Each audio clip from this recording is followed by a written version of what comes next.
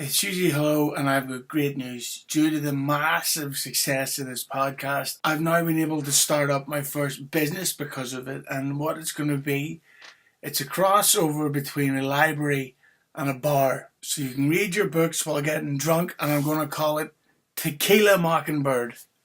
Oh! No, but seriously, I was obviously joking about that. But this one I'm very serious about. It's going to be the first ever crossover between a barber's and a tippy.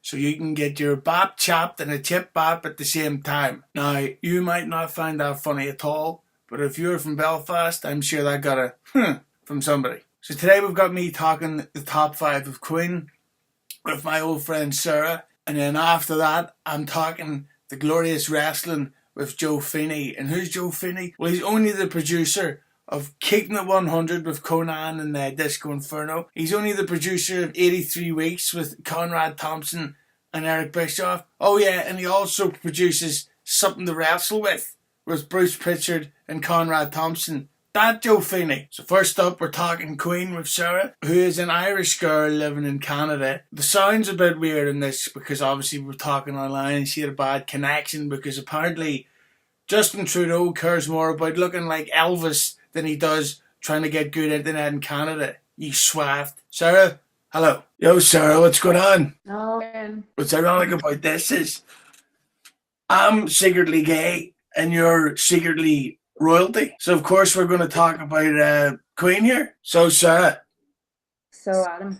We've got the Freddie Mercury biopic, Bohemian Rhapsody, finally coming out in October.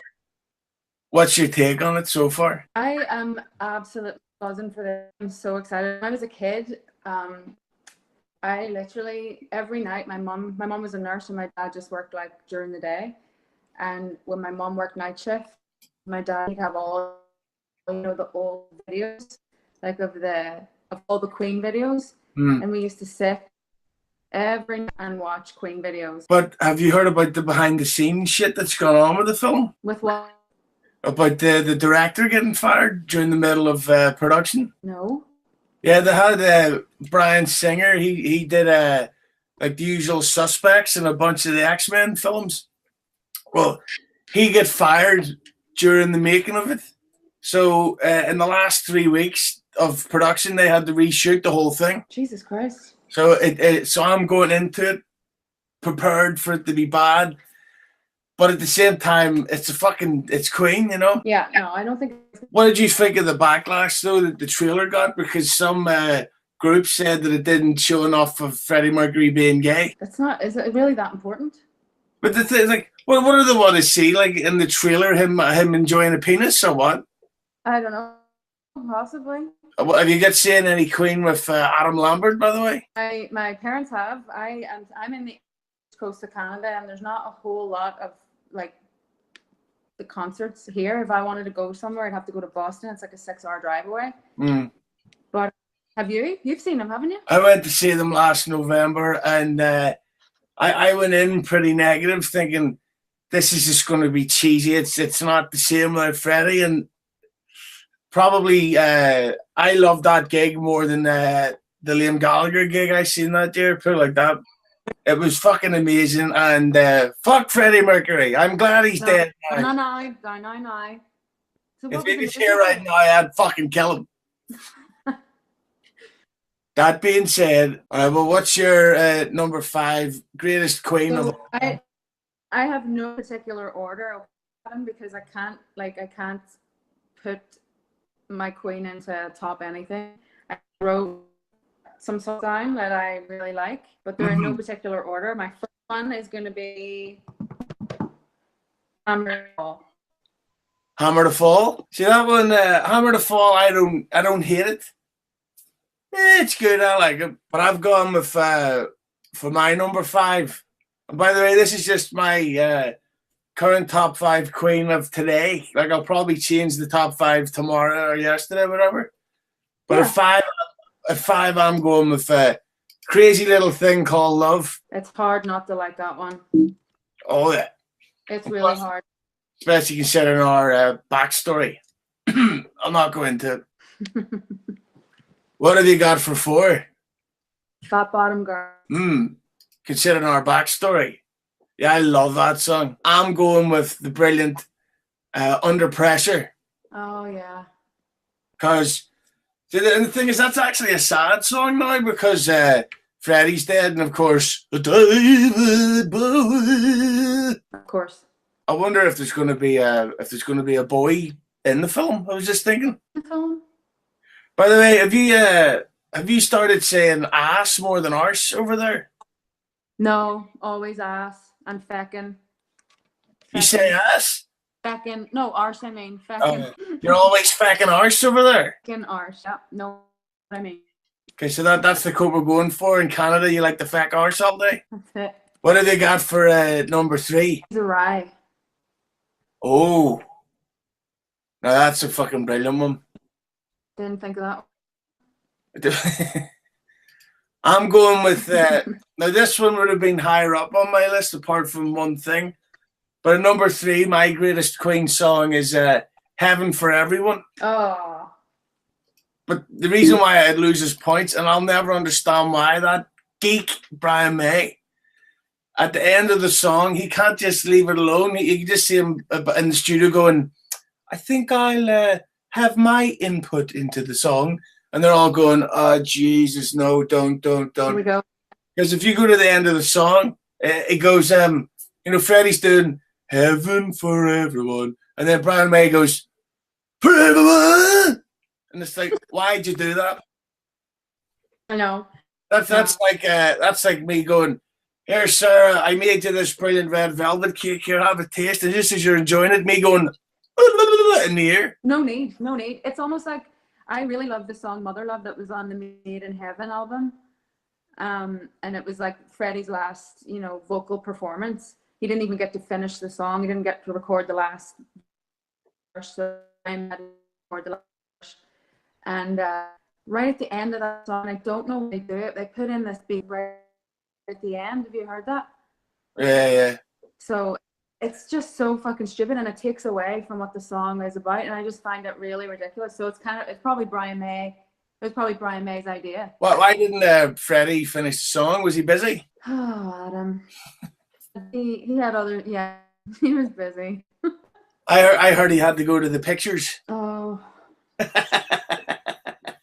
fucking hate you. So what's your number 2 greatest Queen song of all time? Ayo.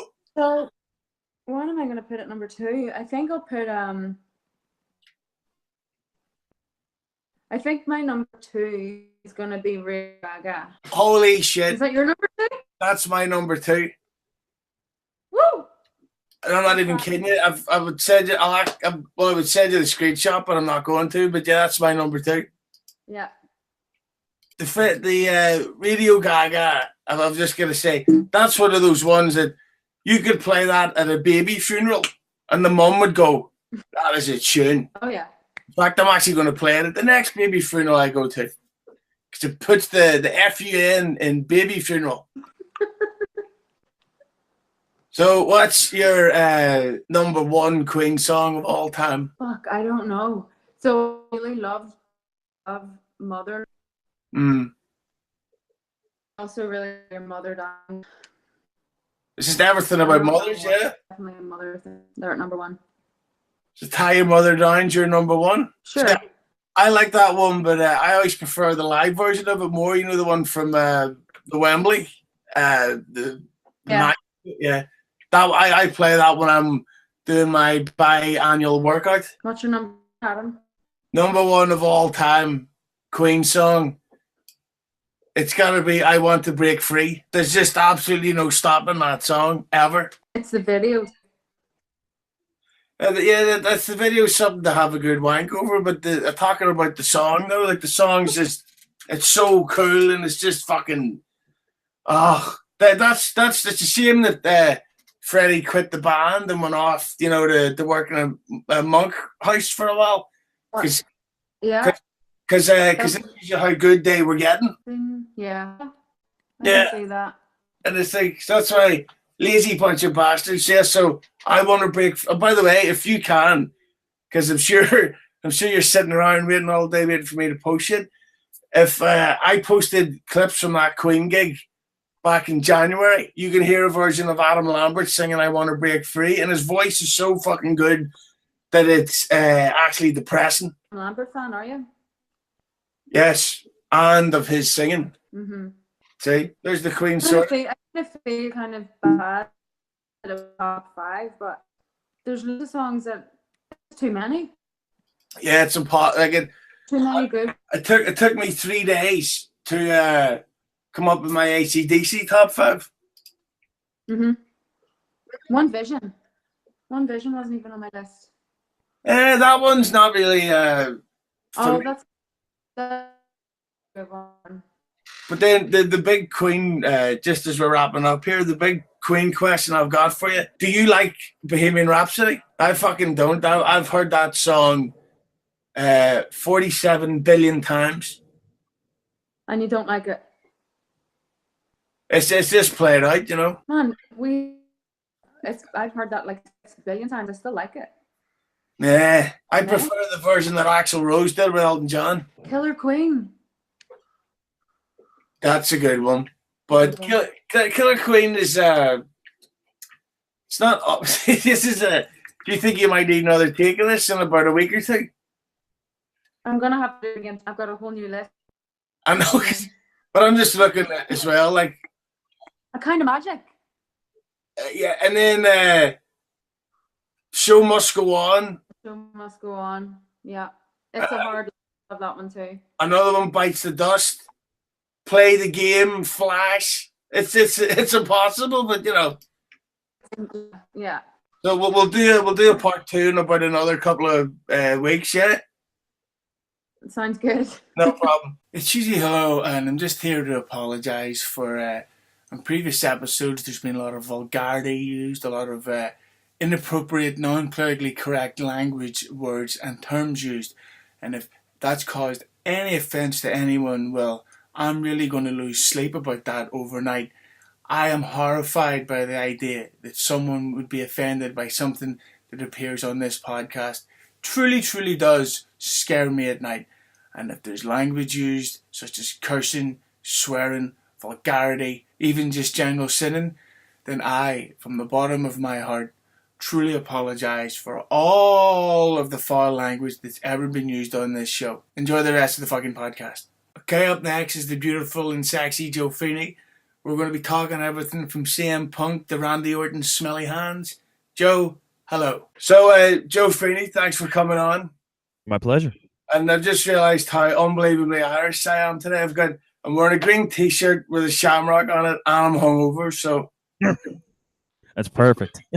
I'm such a bad character that I think Disco Inferno booked me. Now, if you got into a bar fight and then got into a fight with your girlfriend or something the night before, then you could be even more Irish. Oh, well, I would never argue with my girl because she's a wonderful person. You know, I would never say anything wrong about that cunt ever. No, never. Of course not. She's a wonderful bitch. I have little, it's funny, I have little initials for my wife, and she knows them, so I'm not getting away with anything. But since I won't dare call her a bitch or a cunt or a whore or anything, I'll call her BW. I'll be like, you fucking BW, bitch whore. W, whore bitch. WBC's whore bitch cunt. You know, like, so I can get away with that. The actual words, I might lose a tooth or two, but I can get away with the initials. Yeah, that's the thing. When I'm talking about her, I happen to mention UFC. And she's like, are you talking about MMA? And I'm like, yeah.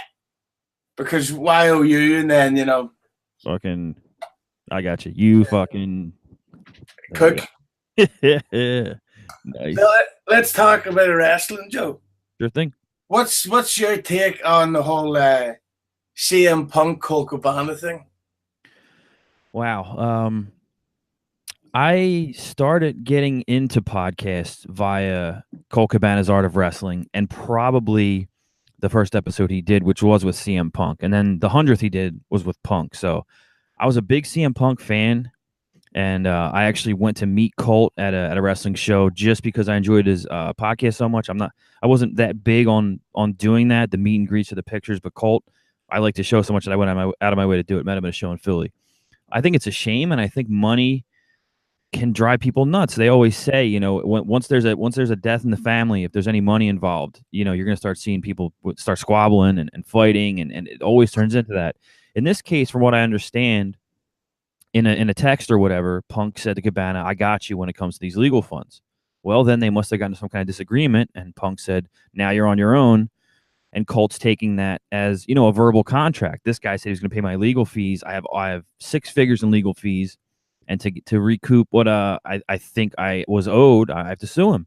And it's just a shame to see a friendship end like that over money. And though I can understand Cabana's point, because that's a lot of I can curse, right? Oh, fuck yeah. Okay, that's a lot of fucking money. And if he was depending on his friend who's significantly wealthier to pick up the tab, based off a case that was more or less due to his friend's statements on his show, I understand it. I just think it sucks, you know? The way I see it, it's the equivalent of just say it's me and you going out for the night, and I go start a fight with someone, and I get you involved, and then I run off while you get beat up. Yeah, leave me holding the bag. Yeah, I could see it like that, especially, I don't know. You know, it's a funny deal, and it's a funny world where now, like, a text message can be used as evidence in a court of law too. You know, it could be used for multiple cases. You know, and they can subpoena your records and all this stuff. So, you know, I'm assuming it's basically going to be a case based off text messages and whatever else, emails. You know, not so much verbal conversation, but these digital conversations we have now. But I've just, like, with CM Punk, I never really liked the guy. I always thought he was kind of overrated. Not that he didn't have great matches, but he's been, the more you learn about him, the more he's exposed as a dick. And the fact that he went into the UFC, and when the day he didn't shake Mickey Gall's hand at the weigh-in, that's when I thought, that's a dick. Yeah. And he was certainly exposed there. And being a fan, you want to believe in the dream. You want to see your guy, you know, which at one point he was, you know, one of my top favorites. You want to see him succeed. That Gall fight was punishing, but his last fight, I already forgot the guy's name that beat him. So, but Mike Jackson or something. Mike Jackson, yeah. How can I forget that? It's too easy. But that was 15 minutes of just a pummeling and just me cringing and like, oh my God, I'm like Adrian, like stop, or Apollo Creed's wife, stop the fight, you know, like Jesus Christ, he was getting his ass whooped. It was, I think Rogan just called it an embarrassment or something like that, because that's what it was. It was embarrassing to see what went down in the octagon that night. And the thing about CM Punk is he is going to come back to wrestling, and he's going to become exactly what he rebelled against in the first place. Like, he's going to be that part-timer getting the main spots in the cards for like triple the money of everyone else. He's basically the wrestling version of Howard Stern. Oh, yeah. Don't get me started on that. But with Punk, I think I could see something different. You know why? Because he could come back to WWE, and I think, you know, we mentioned this Cabana lawsuit now, and the fact that he's probably not going to fight again, so he can't depend on MMA income. He might lose 6 figures or more if he loses this lawsuit. He's probably going to need some wrestling income. So he could go to WWE and return, you know, kind of tail between the legs and take the big money and maybe get the main event of WrestleMania. I don't know. I think he's lost a lot of credibility anyways as a casual fans. But the one thing is, you can make a lot of money outside of WWE now. If you look at the All In Chicago, Ring of Honor, New Japan just sold out Madison Square Garden without even announcing a name on the card. There's money to be made outside of that bubble. So if he either gets the itch or he needs the money, there's options. He could go to New Japan and Ring of Honor. You know what I mean? Would you say that these days that wrestling is bigger than MMA? That's interesting. I'd say they're close to they're closer to even right now, because UFC's having difficulty drawing pay-per-view buys. WWE's TV ratings are down, but then again, their stock price is astronomical. I had some WWE stock about a year and a half ago, and I think I bought it at like $14 and sold it at $22 and thought I was a genius. And now it's worth $80 a share, and it's not like it would have made me $1 million. It would have made me some money. You know, I made a few $100s on my sale, but I just can't believe it went that high. And they have the deal with Fox. Like, as far as corporately, if that's a word, and business wise, that sounds like a Disco Inferno character, the evil businessman. Business Lee. And UFC, you know, they just were sold in a huge deal to a big conglomerate. So both companies have nothing to worry about. As far as mainstream popularity, Probably UFC, because people are always going to go for the quote real sport, and Connor's coming back, and there's Brock's coming in, so the popularity is probably only going to go up for them. I shouldn't really be saying this online, but I have a family member who works in like a concert promotion company over here. Yeah. And she told me that there's already been talks about a UFC event, likely a Conor McGregor headliner, Croke Park. Oh boy. I don't know if you've ever been there. It holds from 85 to 90,000 people.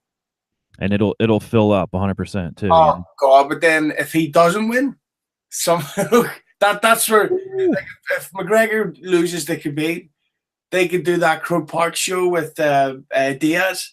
Yeah, it could be great. But I personally think that wrestling as a whole is on up. Like as you say, with the Madison Square Garden, with All In. With the fact that the indie scene, like I don't know if you've heard of ICW wrestling in Scotland.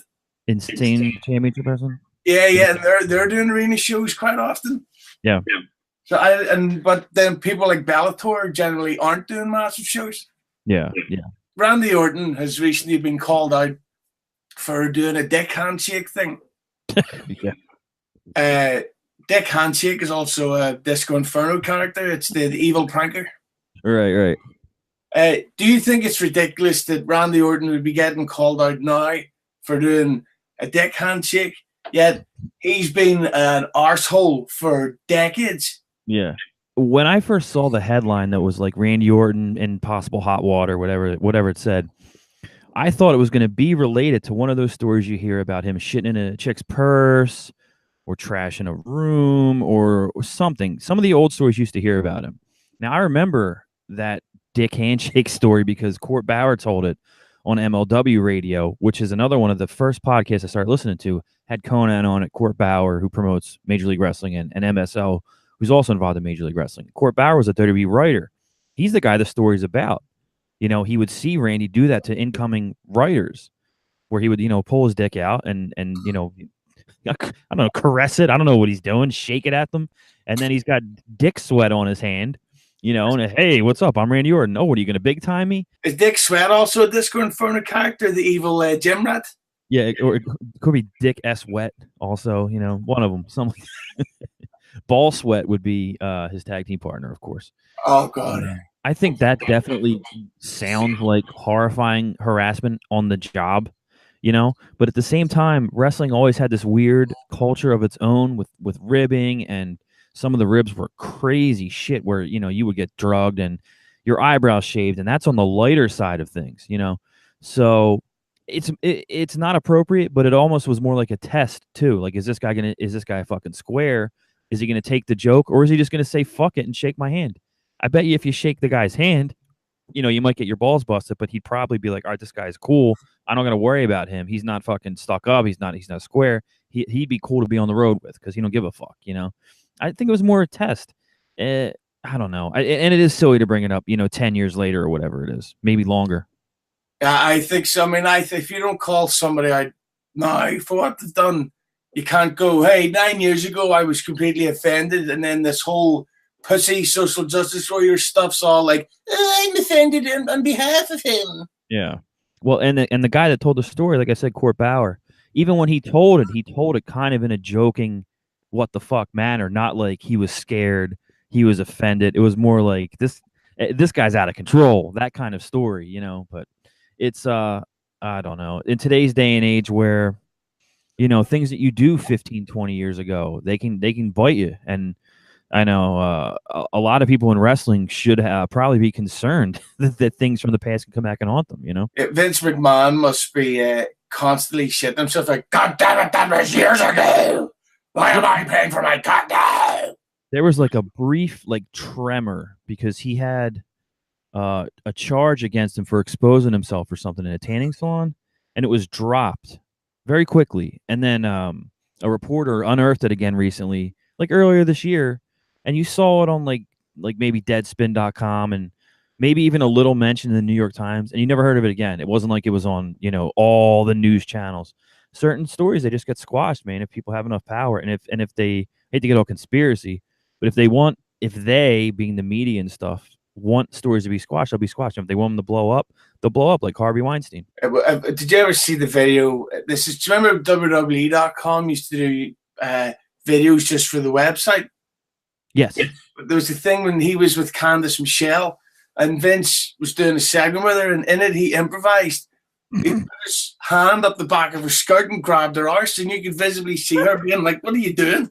Oh my God. Yeah, no, I never saw that, but I always it's his shit was always cringeworthy anyway, whether it was with Trish or Candice Michelle or Stacy Keibler or Victoria, whichever ones he had, he called them Vince's Devils or whatever. Him with the divas at the time was just a Sable. It's just always cringeworthy, man. Everyone knows you're the boss. Everyone knows you got your hand writing this shit, and you're always writing to have yourself hooking up or grabbing the chicks. Like it's just always a little, tawdry, if you will. One of my genuine favorite podcasts in the world, and I'm not just saying this because you're on, is Keeping It 100 with it's obviously yourself, Conan, and that other guy. I can't remember his name.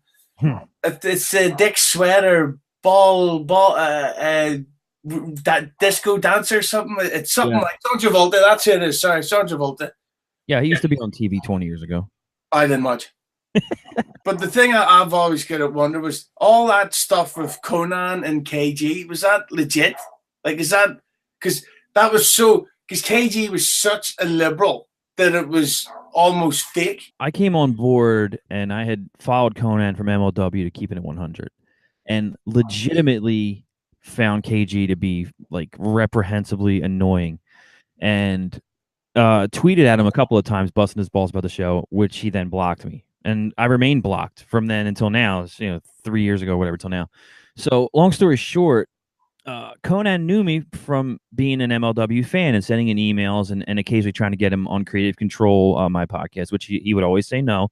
But he knew that I edited my show, I produced it, I put it out, I did all this, and he wanted to replace KG. KG was a headache as a producer, he would say. He was just, very bitchy and complained, and the show was always late and all this stuff. So I said, fuck yeah, I'll take the opportunity. So he brought me on. KG already didn't like me because I would fuck with him on Twitter. And but eventually he and I got along, I thought. But I'm kind of telling a long story here. So long story short, those guys did not get along. That was legit.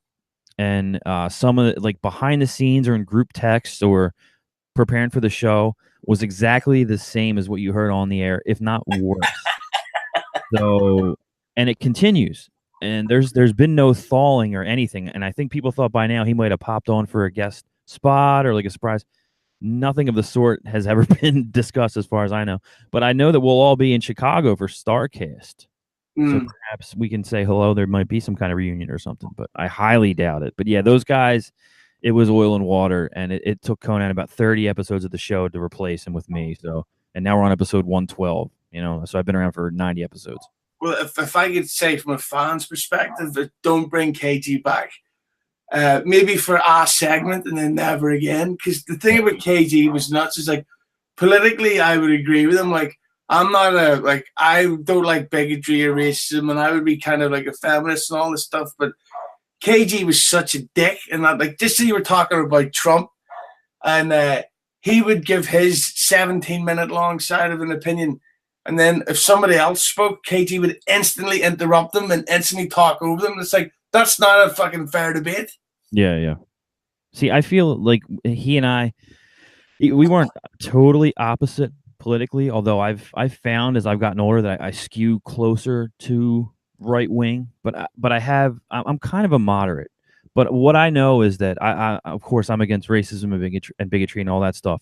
But as a white American male, I would never presume to speak for a black male or a female or anyone that's not, any other race or anything like that. And people that do that tend to drive me crazy, and KG's one of those people. And there's a lot of them now that presume to speak for other races or sexes. Maybe to me, it comes across like they think they can't take care of themselves. And it almost comes across as pandering and insulting even. It's that white American liberals get more offended by racism than actual African Americans. It's insane. Yes, that's 100% correct. 100%. Do you think it's also 100% correct to say, all joking aside, that Disco Inferno is a massively underrated wrestler. Yes, and I've said a lot. I said on the show. I've tweeted it. There was a tweet the other day. What was your favorite match of the old WCW Nitro that other people might not know about or something? I immediately answered Disco Inferno versus Perry Saturn, and someone that listens to the show tweeted at me like, "Oh, look at you kissing Disco's ass," and I tweeted back. I was like, "No, I legitimately have said that to Di. I've said it on shows and stuff. I think Di, and looking back at stuff just to watch for fun and because I'm on the show with those guys now." And posting stuff on the Keeping It 100 Facebook. Yeah, Di was great, man. He really was, and I'm sure people will hear this and think I'm kissing his ass, but the guy could sell. He didn't have a problem being, they call it showing your ass or whatever, being the joke, he had no problem with it. He was a great performer. And also, they had that great match. I think it was Spring Stampede '99. It was Disco versus Conan, and it was a great match, unless I've got that completely wrong. They were on pay-per-view a few times, and those guys they definitely had great chemistry. And another thing people don't remember, and it's funny because Disco on Keeping It 100 now will make fun of lucha or Japanese wrestling and stuff like that, and that's great. But if you look back, when he wrestled as in the Cruiserweight division, he had great matches with Hughezy, Kidman, Psychosis. Like, he could do that too. He could work with those guys, and he could work with a Chris Benoit or, a Dean Malenko or Conan or Scott Hall. Like, if you look back, he really has a great body of work. And, like I said, people think that's just me going, but I mean, I do believe that. But I defend him a lot because a lot of people say, oh, Disco was never a draw. It's like, well, he was never given that, he was never put in that position, so you can't say if he was a draw or not. When I look at old Nitros and specifically at Di's matches, once his music hits and they pan the crowd, everyone's dancing, everyone's cheering or booing, and that's really what it's all about. And at that time, WCW drew as a whole, you know what I mean? So who's to say, And plus, I caught the disco fever young. I've dealt with it the whole life. I'm loud, proud, over here, get used to it. Yeah. We would have to set up a live Keeping It 100 in Ireland. That would be tremendous. Oh, I see if that happens, I will get you guys so hammered drunk you wouldn't believe it. I know some places. Yeah, I'll have to go the Conrad Thompson route because it seems like he knows how to get venues booked and to promote, and that's not something I'm very experienced with. But I know he and Bruce are going to fucking Australia. They went to England. Like, it's nuts. Like to be able to do all that from a podcast. Yeah, they're coming to Belfast in December, or as Bruce calls it, Belfast. Oh, that's great. See, those guys, man, they're getting around. That is awesome. All that from a podcast talking about old wrestling. Like, I know that their minds are blown, and my mind is blown as well. Even though it's a great show, it's like, wow, how did they get all this from just talking old wrestling stories? It's pretty fantastic. Do you think that there's some wrestling podcasts that are kind of boring? Yeah, you know what? It's funny, and I don't even think mine's that good, so I'll put myself on that list. But like, I don't listen that much anymore. And Conan busts my chops because we'll go to talk about Raw, and he'll be like, Joe, did you watch Raw? And I'm like, not really. Like, you work on a wrestling show. Could you watch the wrestling product? So I mean, when I actually watched regularly, like I listened to Wrestling Observer or a little bit of Russo, a little more Austin at the time, Jericho when he was in the company, because I was watching more wrestling. Now, geez. I listen to 83 Weeks and Something to Wrestle With a little bit, which I also, produce and edit. So I listen to them anyway, but I would listen to them if I wasn't working on them. I still put on Keeping It 100 to see how the show flows. Jericho's show, and that's it, man. And I used to have a whole library on my podcasting full of wrestling shows. I've been listening recently to a show called Last Podcast on the Left, and what they do is they go through history, American history, world history, criminals, crazy cult stories. I was listening to a whole series on Jim Jones, and then Scientology, and then Ted Bundy. Like, I was going through all. It's just listening to wrestling get reviewed anymore. It doesn't do it for me. For me, it's hard to say because like Stone Cold Steve Austin's my all-time favorite wrestler, but he's boring now. And because I always do the thing where he's 3 stock conversation topics. Regardless of what he's asked, like you could say, so Steve, do you like sandwiches? And he'd be like, well, I remember when Owen dropped me on my head, I knew that there was a problem. That's pretty good. Or just, I should have done the match with Lesnar, took time off, and that would have been it. And then it's like, Steve, it's just, you're telling the story again. Yeah. And it's I think he's the greatest overall of all time when it comes to like in ring, drawing, um, interviews. When you put all that shit into one package, like I think Austin's just number one on my list. And his Blu-ray that came out when a few years ago was like maybe it's That's the Bottom Line or something, whatever it was.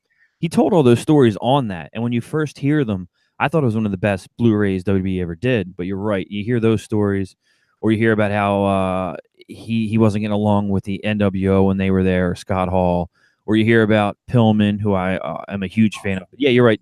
There is only so many stories you can tell. I haven't listened in a while, but I didn't know that he was getting like very repetitive. All I know is he always had his what was Ted? What's Ted Fowler to him? Like his like His hunting buddy. His hunting buddy. Yeah. So if it was like a Ted Fowler episode or a Steve's girlfriend episode, I skipped them, and that was when I was listening to it regularly. I even skipped the shoots. Like you see when I see Shawn Michaels being interviewed, yeah, I just think, oh God, because if he didn't say, his interviews would be 4 minutes long, but then they're always 2 hours long. Yeah, no, and it's like, oh no, God. But I think Jericho there we go. He gets the best interviews out of people, man. He really does, and he always has. It'll be like as soon as Brian comes back from the neck injury, bam, Jericho's got him. Like he's very timely with his interviews. I don't know how much WWE leeway he'll have as the days go by with this cruise coming up and working with Ring of Honor and Impact and New Japan. It sounds like he has a good relationship over there, but if he keeps freelancing, I don't know if he's always going to have that access. And that's just me guessing. But his interviews are always great. His interview with Don Callis, Cyrus, a few years ago, before Cyrus was back in the business at all, was one of the best interviews he ever did. Jericho's it's one of the few podcasts I'll listen to every episode, even if I don't know the guest. Like he had that bitch Snooki from Jersey Shore on. Oh my God! Actually good. That awful her. Was it? I missed that one. How could you miss that, Joe? What are you wasting your life? Speaking of wasting, what do you think of all these NXT people who are brought up and then like instantly buried within 10 days? I stopped watching NXT too. When I watched NXT, it was Owens, it was Zayn, it was Balor, Joe came in, and it was like even Enzo and Cass were still there, and the Ascension, the Ascension, and then the who am I thinking of? The two bald, like stout guys. What the tag team? What do they call it? You mean those things that are in Charlotte Flair's top? No. God, I think someone wanted to call them the Mechanics, but then they're not called the Throwbacks. They're called something like that. I can't remember what it is. Oh yeah. Yeah, I used to love NXT, and then all the people that I liked to watch on NXT came up. And you're right. I just watched Kevin Owens get squashed on SummerSlam. I don't like what they've done with Finn Balor. I didn't like I kind of liked when Zayn turned heel, and they're doing good things with Joe, but you're right, there's a lot of NXT talent that comes up that was doing great things down there, and it comes up and doesn't, and they just they fall by the wayside. I mean, Tyler Breeze was tremendous in NXT, and what have they ever really done with him, besides make him a comedy sideshow character, which there's a place for. And my whole thing as well is with like Apollo Crews. Like if you go back to the old SmackDown games and you do the creator wrestler, yeah, that would be exactly what I would design a wrestler to be. They're young, they're muscular, they're in shape, they're handsome, they're athletic, they're black. That's the liberal side of me. And but he's just come up and they have done nothing with him for nearly 3 or 4 years now. Yeah, and I just can't work it out. Not only is he huge, but he's hugely athletic, and it just seems like they have him as this smiling baby face, And I mean, the last I was watching, I mean, something could have changed, but it just didn't seem like they had too much faith in giving him any kind of depth. What's your take on the rise of Impact Wrestling? Because for me, like I've always watched it, even when I thought it was bad, but I think it's the best wrestling on TV at the minute.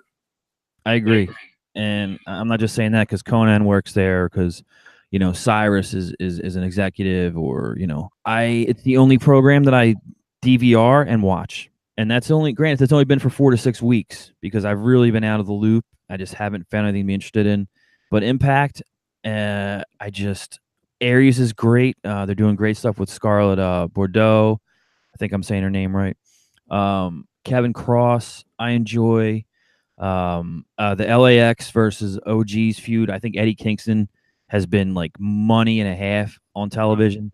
And their last pay-per-view from top to bottom was amazing. Like, yeah, I'm really happy with Impact, and I want to watch wrestling. I've been a fan of wrestling I'm 36 years old since 1986 or something like that. I've watched with some breaks, but for a long time.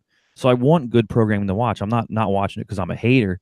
I'm not watching a lot of wrestling because it's just not doing it for me. But Impact these days really does keep my interest. But the thing I love about Impact is they have this thing that I honestly think if WWE did it, they would be like beloved. Where Impact has no problem at all turning people heel or face depending on crowd reaction. Like look at LAX, they were heels and they got really over, and now they were turned babyface straight away.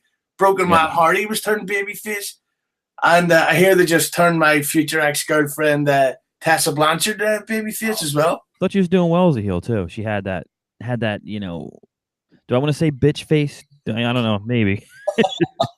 But I like that she had the attitude for it, Yeah, but I think it's because she's so good at being a heel, that then makes people like her. So then she starts getting cheered. So TNA are like, well, make her a badass woman babyface instead of an evil heel. I just honestly think that Don Callis, Cyrus, and Scott D'Amore really know what they're doing. Even when Scott D'Amore was booking for Impact, I think it was like the mid 2000s. That was like a time period that people looked at and were like, wow, they're using the young talent, they're pushing the X division, and people really liked his time booking there. And I think he was replaced by Dusty or something like that. But and Don Callis was gone for what 15 plus years, but he's a smart guy and he really gets it, and you can see it on their TV show. I mean, everything is different. It's like that pay-per-view. They had 3 or 4 matches that could just be classified as hardcore matches. There was weapons in a lot of matches. There was blood. There was this and that. There was fighting outside the ring. But somehow each match had a different flavor and a different type of finish. And I just thought that was great. And the other one of the main things I love about Impact is Conan is so high on the air. Like I've always said, Conan hits the bong harder than the Undertaker's entrance to WrestleMania. Speaking of Tessa Blanchard and women's wrestling, do you think that the Evolution pay-per-view is a dud waiting to happen? I'm a big Ronda Rousey fan. I think she's done very well. I think it depends, and I don't expect her to carry a whole show. I think it depends on how they use her. Maybe if they went Ronda and Charlotte, which I think it's too soon, they'll probably do it at Mania. So you'll probably see Ronda, and I know Trish Stratus is gonna be involved somehow. Charlotte's great. Becky Lynch cut a motherfucker of a promo on Tuesday. It was awesome. And who else am I thinking of? There's good women talent there. There really is.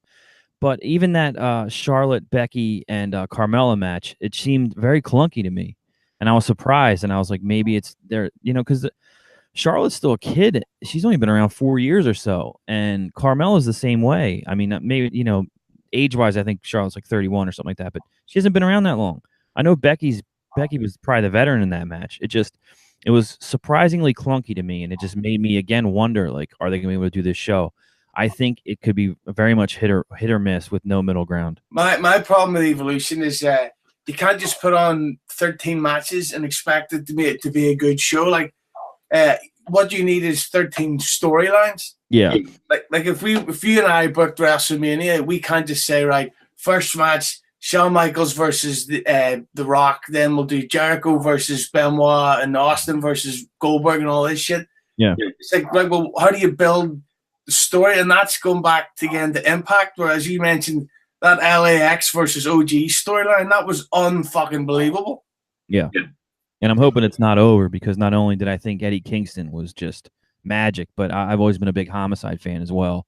And I think it's amazing that these kids that Conan brought in as a new LAX, he's only been back on that TV for maybe 14 months or something. 14 months later, these two kids are like one of the most popular tag teams on the indies and one of the best teams in wrestling altogether. And I just think that's amazing. Yeah, like, and especially to have like a veteran. Conan is he's like one of the few know-it-alls that actually knows it all. Yeah. So, like, who better to lead a bunch of youngsters than him? Yeah, and it's like he's got the golden touch. It's like I was saying to my wife last night, just in like in a random conversation. Like if Conan gives you like the nod, like if Conan tells someone in the business, this guy's got it, this guy's got it, I can see it in this guy. Like his word goes very far. And Santana and Ortiz, that's who he chose to come in as this new version of LAX, and it's just clicked ever since. And just as we're wrapping up here, Joe, of course, about a week or two ago, we lost the brilliant Jim the Anvil Neidhart. Yeah. Do you have a favorite Jim Neidhart match? I love the Hart Foundation. It's funny because I said if I was to make my list, Austin would be the #1 overall pro wrestler of all time, and I think the Hart Foundation is the #1 overall tag team of all time, and that's probably heresy to people that like Anderson and Blanchard or the Road Warriors or whatever. But I was a Hart Foundation guy. I was always a Brett guy, and Anvil, being a member of the Hart Foundation, their match with Demolition at SummerSlam 1990 Yes. would be my favorite. And later on, Jim wasn't as mobile. And later in WCW wasn't his best work, but when you see those Hart Foundation matches with him slingshotting into the ring and shit, dude could move for a big cat. He really could, and he was very talented, and he was a big part of that latter day Hart Foundation in '97 as well. So yeah, it was a big loss. And I gotta say that, see, when Natalia came out wearing his jacket at SummerSlam, that actually caught me up a little bit. Yeah, you know what? Ronda's speech and then the Anvil video choked me up a little bit, and I had just lost my mom a few months ago, so it felt a weird feeling. But yeah, the video was tough. The video was definitely tough. And I've actually got some bad news for you, Joe. What's up? I heard online that Disco has formed a gang of people, and they're coming after you and Conan. Oh shit! And I happen to hear a list of some names. Sue Pina, she's an evil lawyer. You get Eve L. She's the babyface Satanist. PL Driver. He's the evil neck bumper. Yes. Dix Go. He's the gay dancer. Of course. And then there's a pair of brothers from England that are coming after you guys. Isaac and Lou Skunt. I like Isaac better than Lou's. Yeah. And before we wrap up, let me ask you. I was getting hints from you. So, is there an issue with Guns N' Roses that I should know about? That fucking band. Oh man, tell me that you were in the building. In what, 2010 or something, was it? 2012? No, 2010, I think, when he walked off stage in Dublin. No, it's even more recent than that. Mm-hmm. I went to. By the way, the Skunt brothers have a sister, Anita. Yes. So yeah, I went to see Guns N' Roses at Slane Castle last summer. Yeah. And I couldn't wait. It's this band I love. Slash is back, Duff's back. Slane Castle, it's this enormous venue in Ireland. We were all going down to camp out the night before a tailgate party. Yes. And you basically just drink your balls off for 2 days straight and whatever else. I'm not going to go into detail. But so we're all there the day before. We've got the barbecue grill going. We're drinking the whiskey. We're meeting new people. We're having a party. We hear It's So Easy kick in at full volume. And we're like, who's playing that? And it was from the actual venue that we were near. Yeah. And so they then went into the whole set from start to finish. It was about 3.5 hours. And we're thinking, this is unbelievable. We got to hear the whole sound check. The next day when we go to see the show, it was exactly that sound check where they had it so rehearsed and so tied down that it's like, oh, this isn't a band anymore. This is a play. Yeah. Yeah. Well, I mean, with big bands like that, when they have the specific moments for the pyro to go off and for the, all right, it's time for Axl to take a break. It's time for Slash to solo. It's time for. I saw them in various incarnations, man, because I'm a big fan. I saw them when there was no Slash, when Bumblefoot was in there and DJ Ashba, and I was happy to see Slash come back, even though I had to bury him for years because I was an Axl guy. But when he came back, I've seen them 3 times since this, and the set list is very similar. and they just try to sprinkle in some different shit. But you're always and when people, they only had 4 albums. You know what I mean? So you're gonna hear the same stuff. But I get what you're saying. It can be like I can time my bathroom breaks. Like I'll be like, okay, there's this. Now they're gonna play Double Talk and Jive. All right, I'm gonna go take a piss. And that's fine. I mean, I've had some great times in the past few years at their shows. Yeah, but for me, it was that they played 5 or 6 covers, but didn't play Garden of Eden, and I thought that is ridiculous. Yeah, that's tough. And there's some other stuff that people would love to hear, like Bad Obsession was a great cutoff, Use Your Illusion 1, and Dead Horse, and things like that. I did some of the covers, man. I will, like I said, take my piss break, but they've been playing The Seeker for several years, and I've always fucking popped for that. I think they do a great version of that. Yeah, it is great, but it's like my whole thing is bands should only play covers after, for encores, not in part of the main set. Yeah. Were they still doing Black Hole Sun? I know they started doing it after Cornell died. Yeah, that was actually the show they debuted at Slim. Right. Yeah, you know what? That was an awesome looking venue. I'm such a hardcore fan. I'll check what they're up to, and I'll watch some videos almost from every show. And I just remember seeing that venue and going like, that's fucking awesome. Like I would have loved to have been there, especially being in Ireland. Yeah, there was something like 95,000 people there, and that venue can go up to 132,000. Jeez. And I'm usually the drunkest, and that's not an exaggeration. I can't imagine being at a show with that many people and like being in the standing play. Like, how the fuck do you get to the bathroom? Like, Jesus Christ. Usually people either just hold on to it or piss themselves because you're already dirty from camping out the night before. Yeah, or piss in a bottle or something. Oh, yeah. But yeah, Joe, thanks for coming on. Yeah, sorry for the delay. Like I said, my schedule had been changing crazy for the past few weeks and stuff, but I'm real happy that we did this. Okay, well, big thanks to Sarah and Joe for being on today.